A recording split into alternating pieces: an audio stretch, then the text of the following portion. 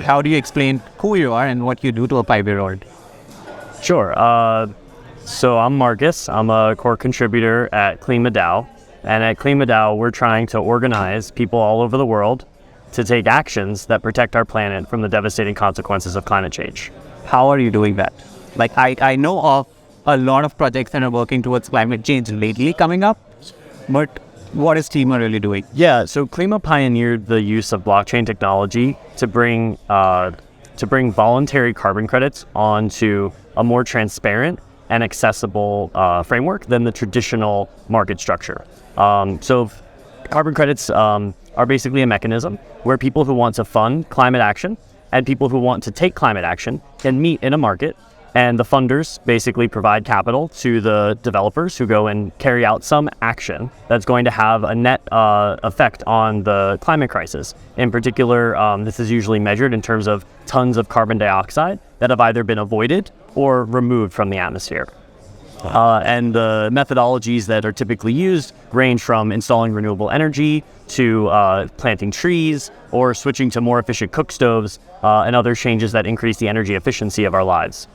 And the problem with the traditional carbon markets is that they're very opaque. It's difficult to get your hands on these assets. And it's often hard to know what the value of a given carbon credit is because they don't trade in like a public open market. They trade over the counter, meaning like you call somebody on the phone, they send you an email, and 4 weeks later you finally get your carbon credits. But how do you really quantify all of it? Like, what's the impact that we are seeing, let's say, on a weekly basis, monthly basis, annual basis? Yeah, so I think you're really asking two separate questions there. Yeah. One is around how do the carbon credits themselves get verified? Yeah. And then the second question is like what impact is Klima DAO itself having on the carbon markets? Yeah.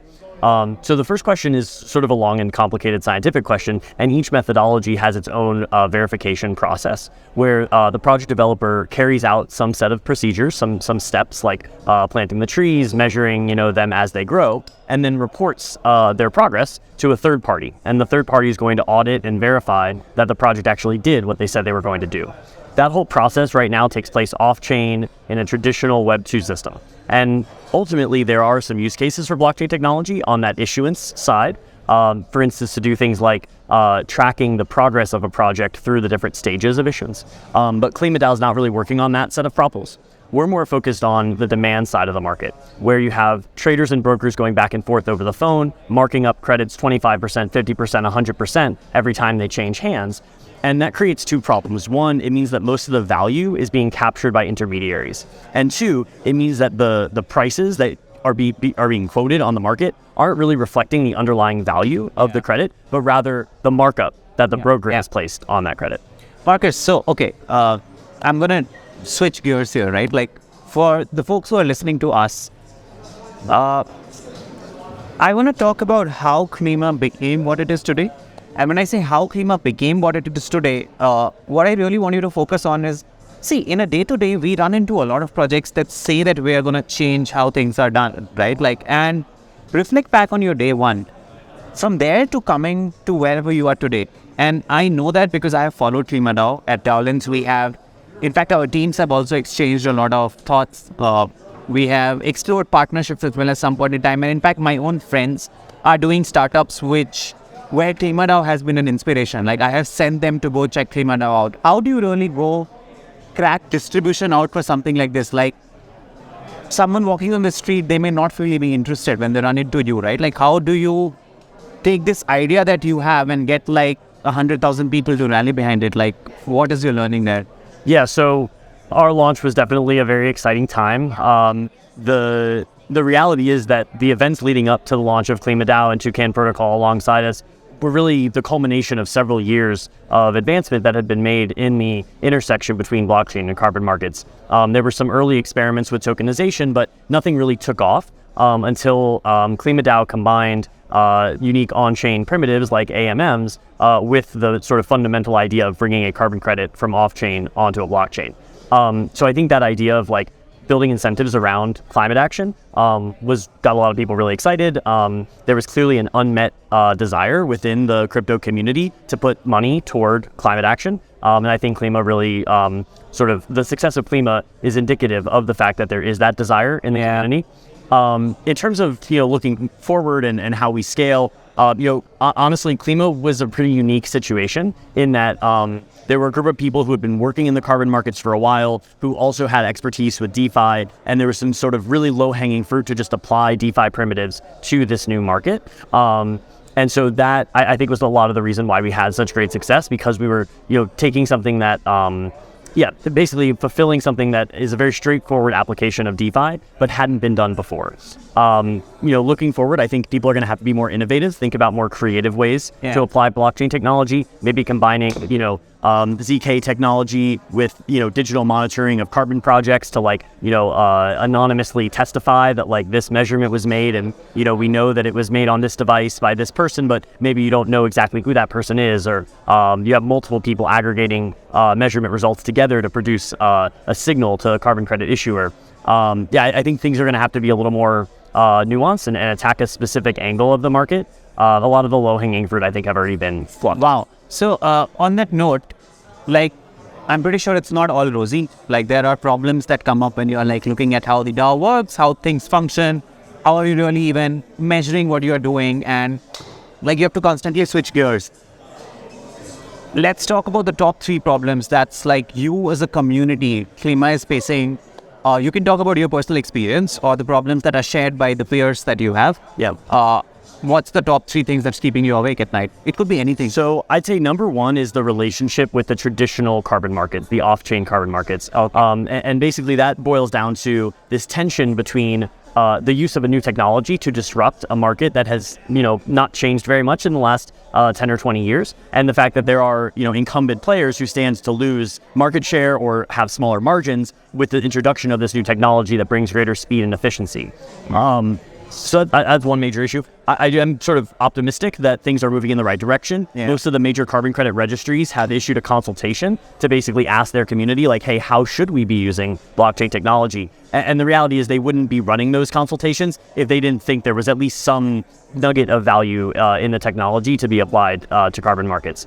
I'd say the second big challenge that we have is governance engagement. Early on, we had a lot of engagement in governance. There was lots of discussion on the forum. Now we post a forum post. Usually people don't really have much substantive feedback, and it just sort of, they say yeah, let's do it, or no, I don't like this. And most of our governance votes are pretty uncontroversial. Most of them pass.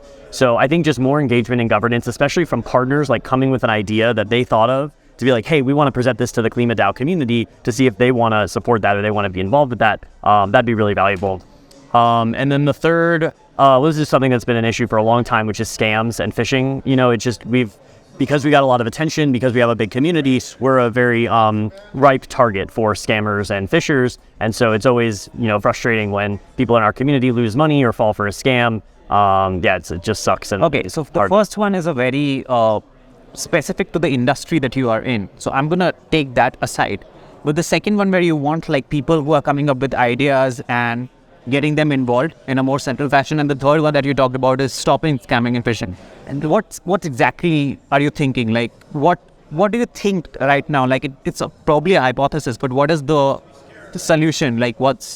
What's probably a likely solution? Yeah, so I think on the governance engagement side, adding things like reputation, civil resistance mechanisms that make the governance process feel like it rewards people for engaging more, I think would solve some of that issue. So we're talking with a few different groups that have developed these sort of reputation-based governance systems where people get rewarded for voting if their vote leads to a good outcome or something like that.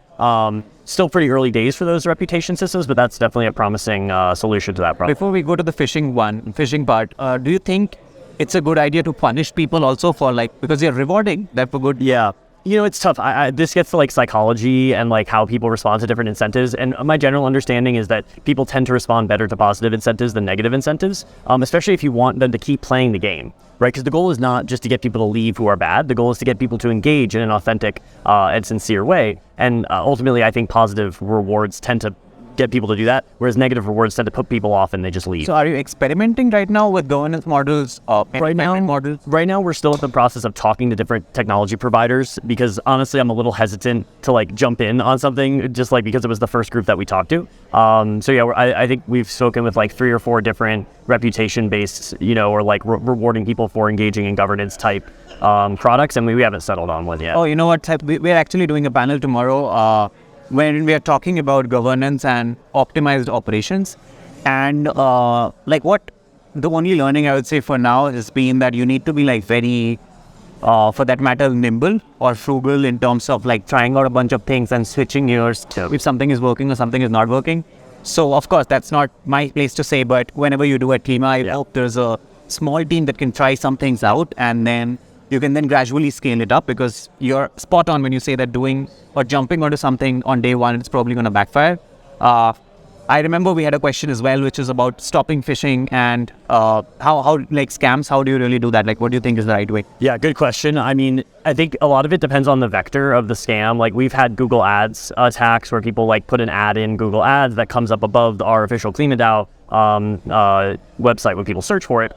So that's a difficult one, because ultimately Google is the only one who can do something about that. And like, they have a form you can fill out, but like, you fill out the form and then like weeks go by and nothing happens. So that type of thing is very frustrating. But there are some interesting tools being developed. I just met a guy here at ETH Denver who's building a tool that helps DAOs basically like aggregate their scam reports and send them to things like wallet providers that will then block or flag that URL as a potential scam address. And that way, when people try to connect their wallet to that scam interface, it will warn them that this is a potential scam. Oh yeah, we've tried exploring that route.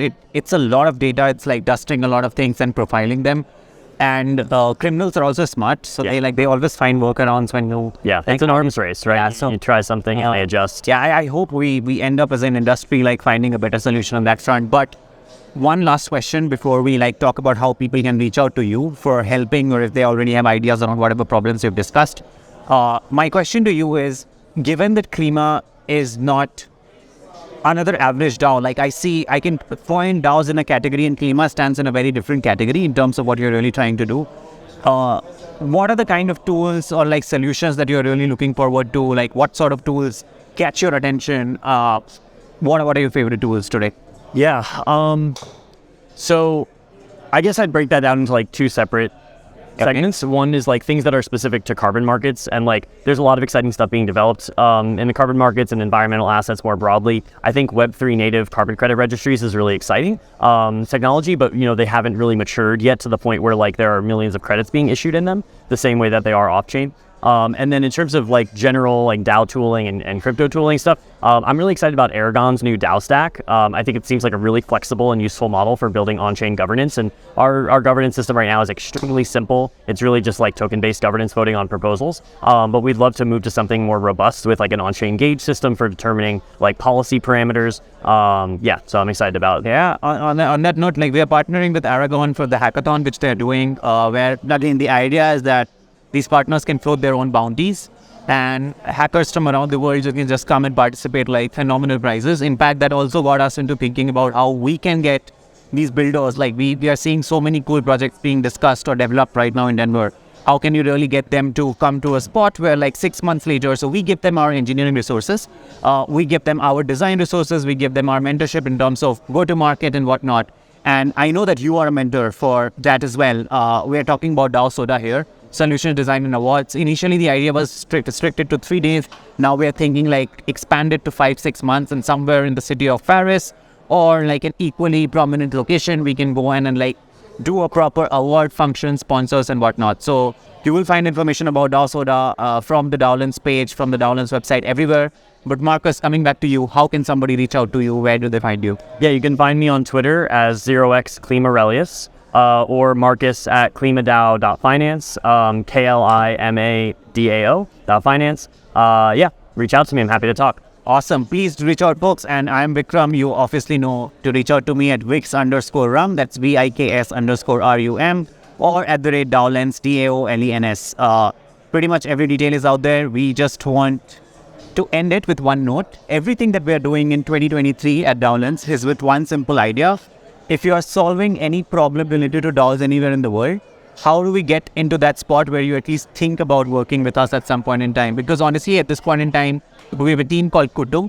That Kutum is a team that just works with these communities in a very specialized, close fashion. It has nothing to do with DaoLens, but Kutum at least ensures that, hey, so let's say Klima is dealing with a problem of its own. We will deploy these designers, developers to sit with you in your own community. They will give their time and energy and attention and help you build a solution, which you can keep to yourself. or if it can be generalized to other communities who are also there, then we take your permission and like, hey, can we also offer the structure that we have come up with or the playbook we have come up with for other communities? So that's our way of at least trying to do whatever we can in our way. DAOs are very ambiguous, but it's very exciting.